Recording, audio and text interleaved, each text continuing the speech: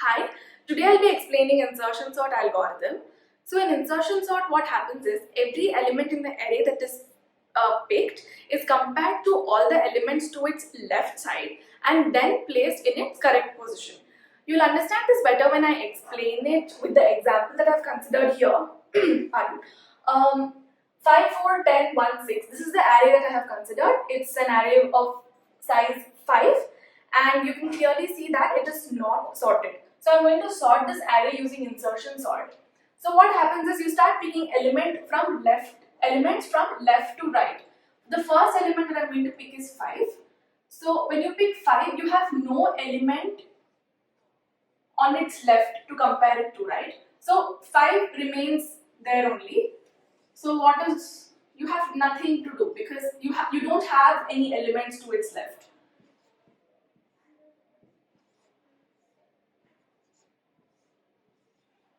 Okay, so now you move to the next element. 4 is picked.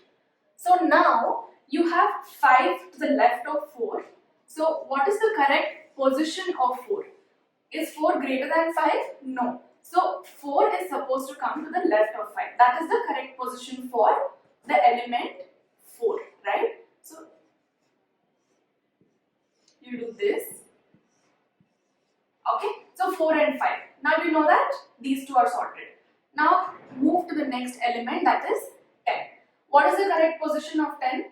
It is greater than both 4 and 5. So when you consider all the elements to the left of 10, it is already in its correct position. So you leave it as is. Now we move to the next element, that is 1.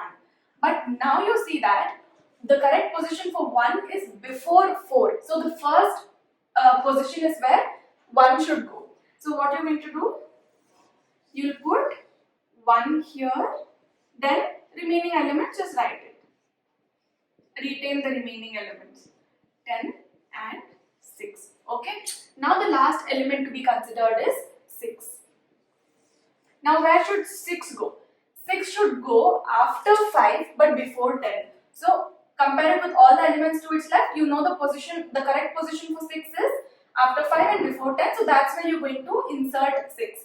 So your array will look like 1, 4, 5, 6, 10. So finally, you have the sorted array at the end. Now we'll go through the algorithm. The same steps are going to be followed over here also. Okay.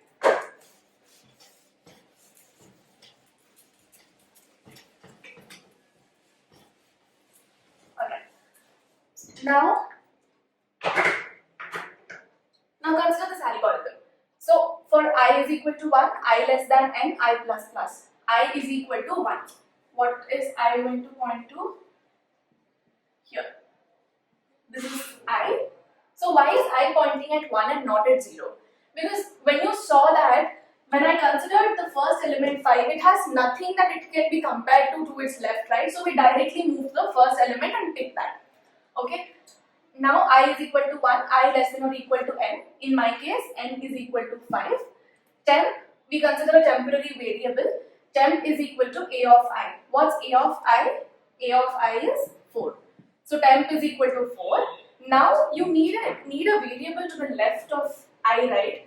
Just so that you can make comparisons, and whenever the element you see is greater than that element, you can easily swap. That is why we consider another variable j, and in this case j is equal to I minus 1. I is 1, so the value of j is 0. Now there is another loop. This loop is for comparison. So whenever you pick an element, compare it with all the elements to its left. That is why this loop is made. So now j is greater than or equal to 0. Why? That's because you can move only till the leftmost element of the array. Because if it goes to minus 1, there won't be any element over here to point to, right? That's why while j greater than or equal to 0, a of j greater than 10. So in this example, in the first iteration, j is equal to 0, so I'm pointing j here. Now a of j is greater than 10. Now why is this condition important?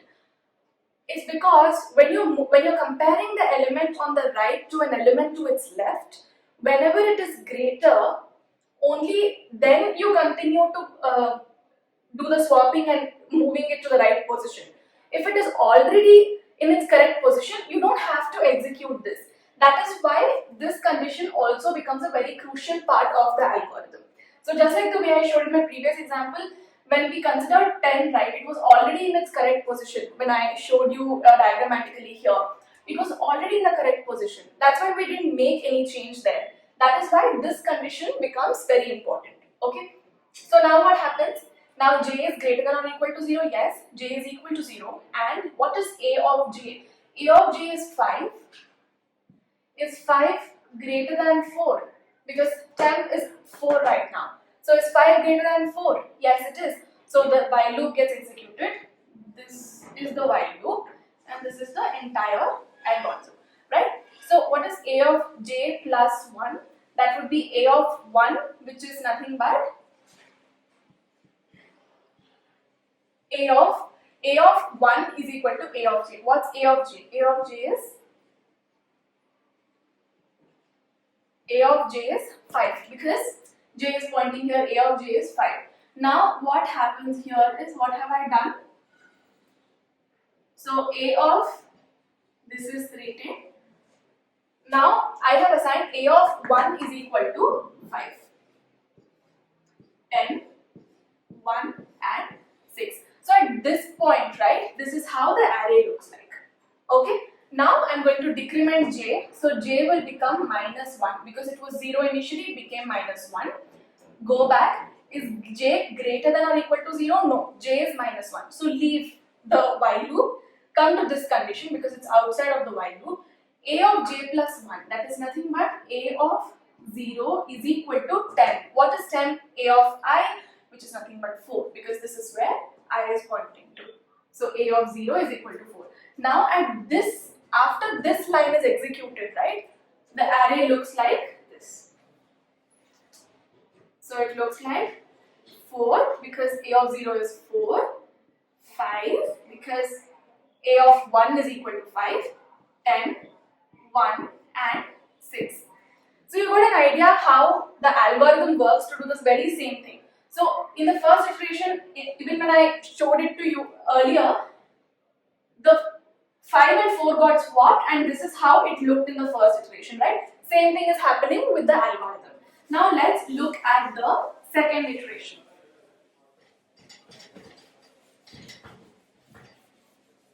So I is going to get incremented. So I is going to become I plus plus. So the value of I is going to be 2 now. So I will point here and j is equal to I minus 1. So j is going to become 1. So j will point here. So now this is how it's going to look. Okay. Now now you will see why this condition becomes important. Now how does the array look? It's already, so the array right now looks 4, 5, 10, 1 and 6. This is what the array looks like now. Here is where I is pointing and this is where j is pointing, right? Now what is a of j? A of j is 5. What is 10? 10 is equal to a of I, which is 10, right? Now is 5 greater than 10? It is not greater than 10, so you exit the loop and a of j plus 1. What is a of j plus 1? A of j plus 1 is equal to 10. So what is a of 2 is equal to 10. So 10 remains where it is, right? So you have 4, 5 and 10. This is where this condition plays an important role. Okay. So what I'll do is, for ease of understanding, I'll write the modified array here. So you have 4, 5, 10, 1 and 6. This is how your array looks like now. Okay. Now again,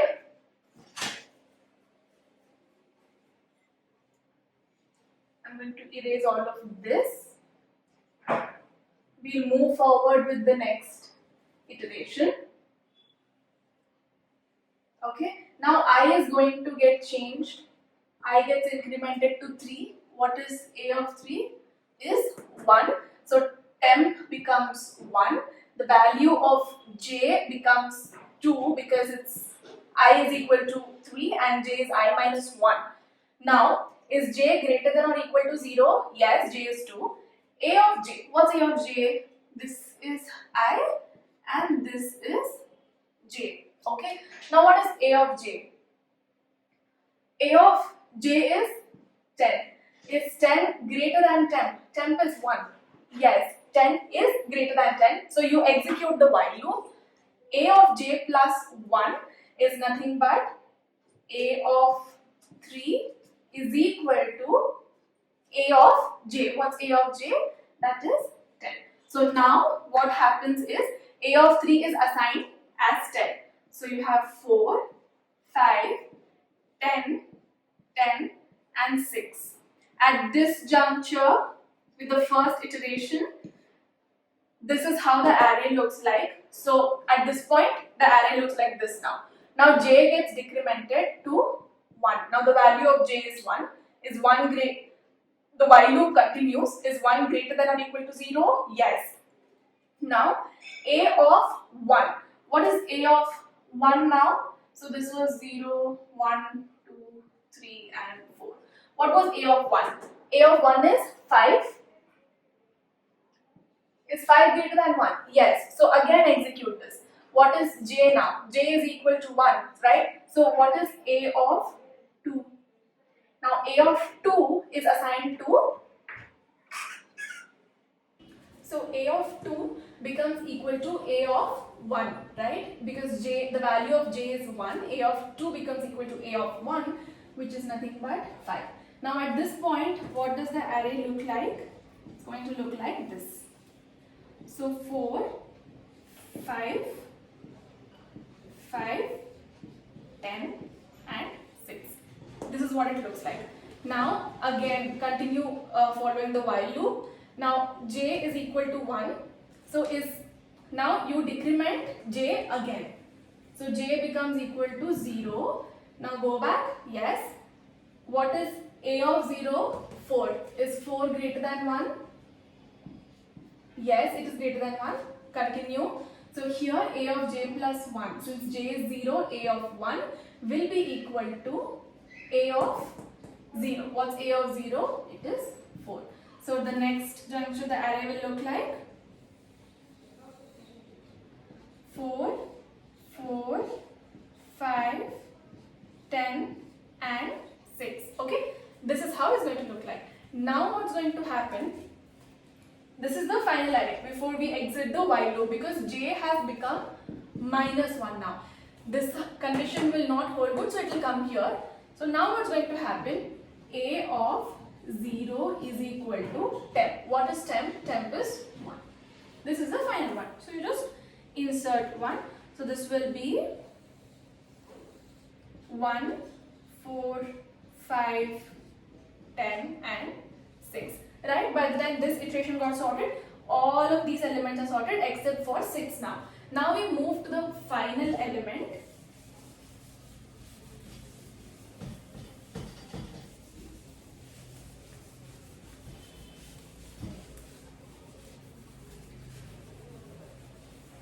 Okay. So this will be a sorted array here. So we'll have a sorted array over here. So we'll have we have 1, 4, 5, 10 and 6, right? This is how your array is going to look like. Now I is going to change to 4. This is like the final iteration. So let me just erase all of these. Okay. And then, yeah. So this is going to be the final iteration now. So I is equal to 4. So temp is equal to A of I, because I is here, J is here, J is I minus 1. A of I is 6. This is temp. j is I minus 1, so the value of j is going to be 3. This is true. A of j, what's A of j? 10. Is 10 greater than 6? 10 is equal to 6. Yes, it is. So come back to this now. Now what happens? A of, what is A of j plus 1? J is 3. A of 0, 1, 2, 3, 4. A of j plus 1 is equal to A of j. So what happens here at this point now? This array is going to look like this. 1, 4, 5, 10, 10. Because A of j plus 1 is nothing but A of 4 is equal to A of j, which is A of 3, which is equal to 10. So yes. And then j gets decremented. What is the value of j going to be? We're going to change j to 2. J is greater than 0? Yes. Now A of 2. A of j is 2. So what is A of 2? A of 2 is 5. Is 5 greater than 6? No, right? It is not greater. So we stop it right there. So the while loop stops its execution because this part of the code won't get executed. It will jump to this portion. I'm sorry. Okay. A of j plus 1 is equal to 10. What was A of j plus 1? So A of, the value of j, the last time it got decremented was 2. So it will become A of 3 is equal to 10. What's 10? It is 6. So what is your final array going to look like? This is going to be your final array. 1, 4, 5. I'm sorry. 1, 4, 5. Here A of 3, right? Because 1, 2, 3. I'm so sorry. We have 0, 1, 2, 3, 4. So A of 3 is equal to 6. Retain as is. So here you get the sorted array at the end, and this is how insertion sort works. Just to give you some additional information, insertion sort, the time complexity of insertion sort of is big O of n square. So this is not the best sorting technique. So if this is asked in an interview or if you're participating in a coding competition, then I wouldn't suggest that you use insertion sort to write your program just to sort an array. I would suggest that you use quick sort or any other sorting algorithm which has lesser time complexity than this, which has a better time complexity than this. I hope you liked the video. Please give me a thumbs up and subscribe to my channel. Thank you very much.